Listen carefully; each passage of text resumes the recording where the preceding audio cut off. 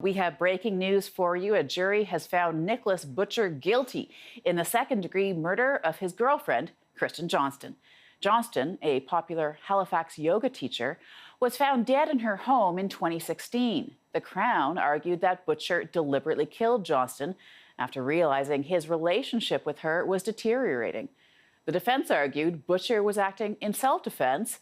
The verdict comes after a 3-week trial in which the court heard Butcher's 911 call, telling a dispatcher he had killed his girlfriend and tried to kill himself. Criminal defense lawyer Ari Goldkind joins us now for more on this. And Ari, I'll begin with what you make of this verdict.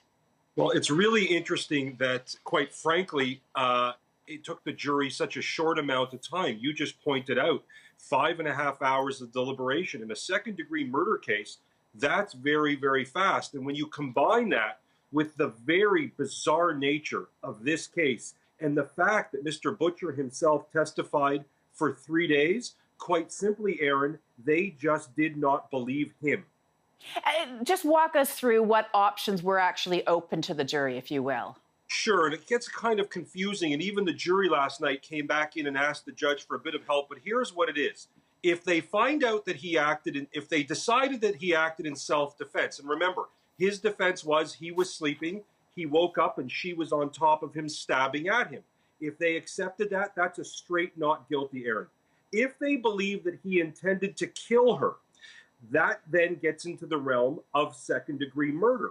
However, if they believed that if the jury believed that Butcher was provoked into doing this, that would have reduced second-degree murder to manslaughter, because you're not allowed to overact or act unreasonably, even if you're being provoked. The jury sought clarification of that, and then, quite frankly, within minutes after the judge telling them that this morning, when a jury reconvenes, make sure their I's are dotted and their T's are crossed, they decided he intended to kill.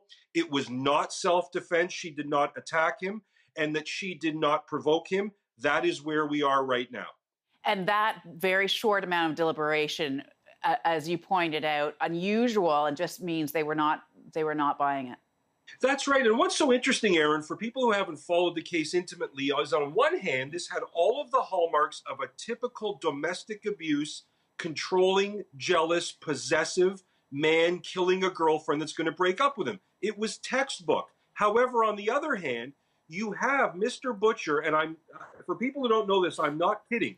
After he says he discovered her body, he has 10 wounds or so to his neck where he's trying to stab at himself. He slashes at his wrists, and I'm being serious here. He cuts off his own hand with a miter saw. That could have given him some out. He's a law school graduate. He's a law school graduate who couldn't find work as a lawyer, was very frustrated. That could have given the jury some pause to say, maybe there was a struggle here. Miss Johnston was under the influence of alcohol, and maybe she came at him.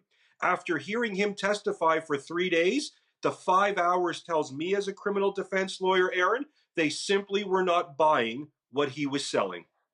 Criminal defense lawyer Ari Goldkind, always great to speak with you. Thanks for your insight on this. Thank you, Aaron.